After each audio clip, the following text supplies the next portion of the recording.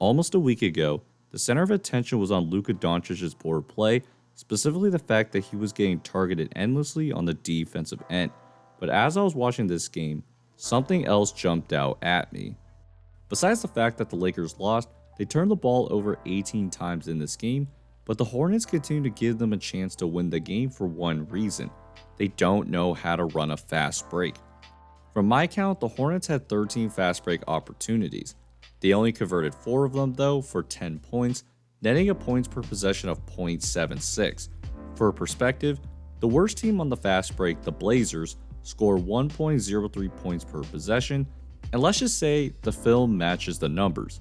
Now you might think the Hornets just missed shots, and yes, some of these possessions are just that, but that's not why they blew these opportunities. It was their inability to score with a numbers advantage. Early in the first, the Hornets have a 3-on-2. Josh Green is expecting a lob, but Nick Smith instead takes a dribble and tries squeezing it through the defense. If you notice, Green even jumps on the pass because he was expecting a lob. Smith was also the culprit in another possession. Luka turns the ball, and despite the numbers advantage, Smith decides to move to the left side with Josh Green. That allows LeBron to catch up, which nullifies the advantage, and Bridges has to use his offhand for the layup.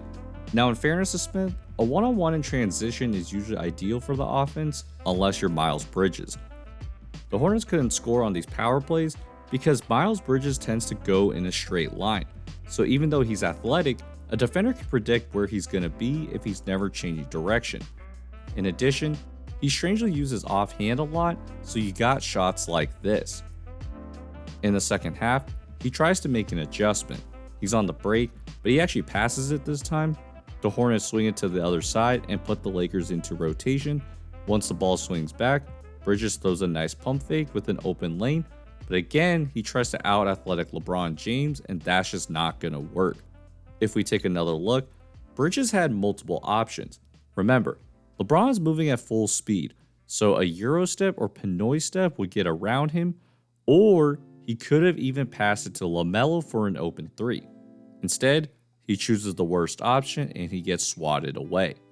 Then just a few minutes later, Jackson Hayes fumbles the pass and Bridges does a great job running out. He even sees Mark Williams running, except he tries lobbing it in one motion and you know the result. But this one might be the worst. The Hornets are running a normal break this time and they're able to generate an open 3. Even though he missed, Curry sneaks in for a strip and steal.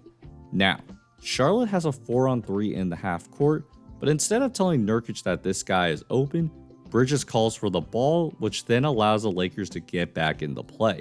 And that was the other big issue. The Hornets just don't look like a team.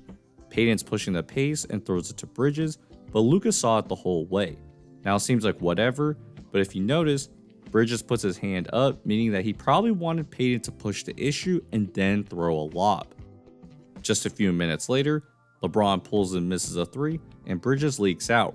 Payton even sees him, and he just doesn't throw it, and the Hornets lose a great opportunity. Then in the fourth, LaMelo Ball's leading a 3-on-2 fast break.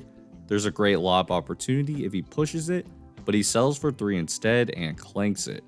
The fact that the Hornets were up 9 at that point was astounding, considering how many opportunities they left on the table. I've never seen a team only convert less than 40% of their fast breaks, especially with so many 3-on-2s.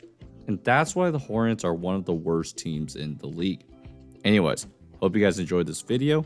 If so, like and subscribe, support me on these platforms, and